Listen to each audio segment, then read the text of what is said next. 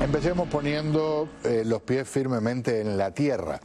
Bajo ningún punto esto parece algo similar a la crisis del 2008, la crisis que generó una tremenda recesión aquí en Estados Unidos y que llevó a la quiebra de varios integrantes del sistema bancario.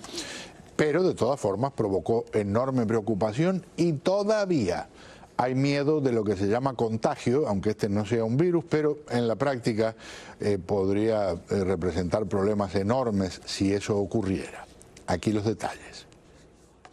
En el interior del Silicon Valley Bank recordaban que el 72% de las 50 principales empresas tecnológicas de la lista Forbes trabajaban con ellos. Pocos días antes le habían nombrado como uno de los mejores bancos estadounidenses.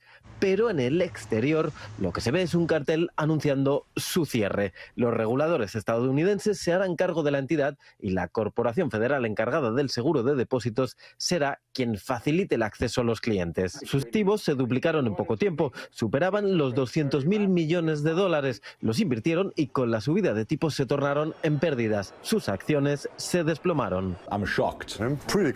Sus clientes ahora están preocupados y en shock. Pero el 96% de los clientes tienen cantidades depositadas allí muy por encima de los 250.000. Sin acceso a sus depósitos, en riesgo las nóminas de las empresas y un posible efecto contagio. La secretaria del Tesoro asegura que trabajan en proteger a los afectados y que su sistema bancario es fuerte.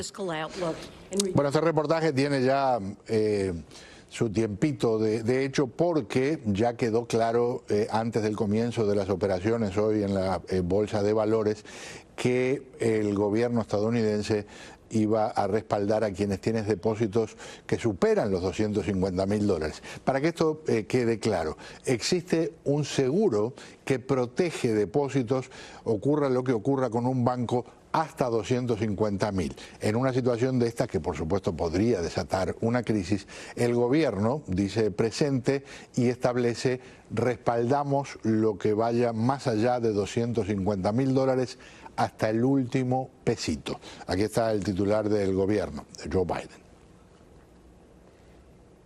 These banks can rest assured, rest assured they'll be protected and they'll have access to their money as of today.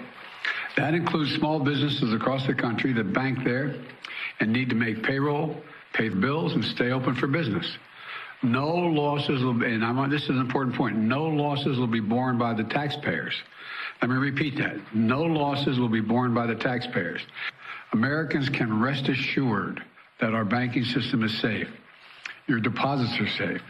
Let me also assure you, we will not stop at this. We'll do whatever is needed. Le agradezco mucho que me acompañe el economista Isaac Cohen. Caballero, ¿cómo le va? Bienvenido. Encantado, Pedro. Tormenta, pero no tornado, digamos. Daño, pero no devastación. Efectivamente, y tormenta en medio de una magnífica noticia que fue el viernes pasado, la creación de más de 300.000 empleos nuevos en la economía de Estados Unidos. En el momento en que esta economía cumple 26 meses de crecimiento sostenido del empleo y que ha creado más de 2 millones de empleos, en ese momento entra la noticia del fracaso de este banco, que empaña, por así decir, el comportamiento estelar que ha tenido la economía de Estados Unidos, a pesar del freno que ha estado poniéndole el Banco Central y la Reserva Federal, subiendo la tasa de interés, de manera que ciertos sectores de la economía empiezan a resentir este encarecimiento del dinero. Y este banco es representativo de esa situación. Dicho sea de paso, también en el reportaje se mencionó que hubo pérdidas de acciones de bancos.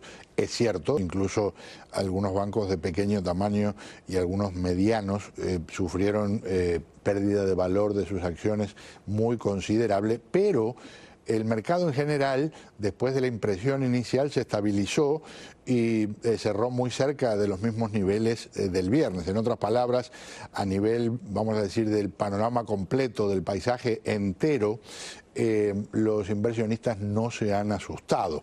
Y aquí, cuando se compara con lo que vivimos 15 años atrás, por ejemplo, de verdad esto se queda corto, aunque la caída de este banco, el Silicon Valley Bank, y del otro, el First Republic, son la segunda y la tercera quiebras en términos de montos en dólares. ¿Cómo ves el panorama a partir de ahora? Porque a la larga esto tiene que ver estrictamente con un asunto de confianza. Efectivamente, el sistema bancario de Estados Unidos es muy descentralizado, pero hay 4 bancos que son los mayores, los más grandes, que son supervisados por las autoridades bancarias de una manera muy particular. De manera que esos bancos yo diría que no tienen ningún problema. Te puedo mencionar los nombres, son 4. Estamos hablando en orden de magnitud: el JP Morgan Chase, Bank of America, Citibank y Wells Fargo. Estos 4 bancos tienen cada uno de ellos tiene más de $1 billón de activos. Y la Reserva Federal, lo vuelvo a decir, y las autoridades bancarias los vigilan muy estrechamente, haciéndoles pruebas de tensión constante para ver por dónde pueden venir este tipo de sorpresas. Lo que ocurrió es que aquí, durante la administración anterior, una decisión bipartidista del Congreso redujo los controles para los bancos medianos, o sea, los bancos que se llaman regionales, porque no abarcan todo el país, y este es uno de ellos, porque este es un banco dedicado a Silicon Valley, como su nombre lo indica. Y entonces ahí han habido, empiezan a haber problemas precisamente porque la supervisión se relajó un poco.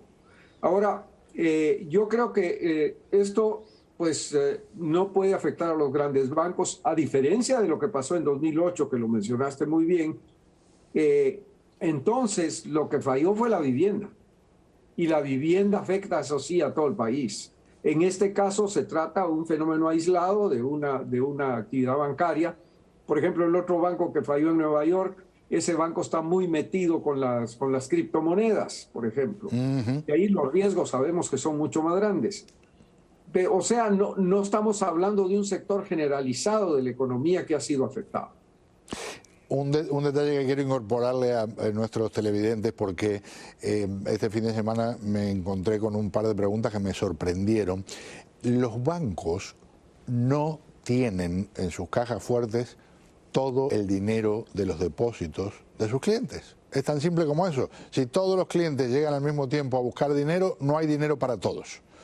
Hay una razón muy simple, y es que el banco, para ganar dinero, utiliza el dinero que nosotros ponemos en esa institución para invertirlo en algo.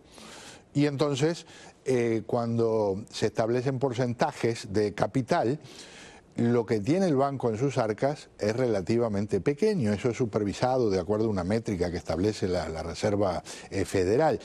Y por eso hablaba de la confianza, porque si la gente se asusta y corre, se generan situaciones de este tipo. Pero el sistema bancario, esto no es algo nuevo. Esto viene desde siempre. El banquero, para ganar dinero, tiene que utilizar el dinero que le depositan para ponerlo en algo que le genere un rédito. Y ofrezco disculpas. Por favor, me corrige si siente que estoy equivocado en alguno de estos detalles. No, es así. Lo interesante es que mantienen las reservas, por ejemplo, invertidas en bonos del Tesoro o del gobierno. Y lo que está pasando en la actualidad es que como las tasas de interés están subiendo, los precios de los bonos se vienen para abajo. Entonces, cuando este banco trató de obtener liquidez a cambio de parte de sus reservas, se encontró con que sus reservas no valían lo que valían antes. Claro. Y ahí empezaron a tener dificultades de liquidez. Claro. Isaac, un privilegio contar contigo. Muchas gracias. Un placer para mí, como siempre, Pedro. El economista Isaac Cohen con nosotros. Vamos a hacer algo. Después de esta pausa los invito a acompañarme al interior de la mente del presidente de un banco. Vamos a conversar con alguien que está mirando la crisis con mucho interés, porque precisamente preside una de esas instituciones. No de las que están en problemas, que quede claro. Ya vuelvo.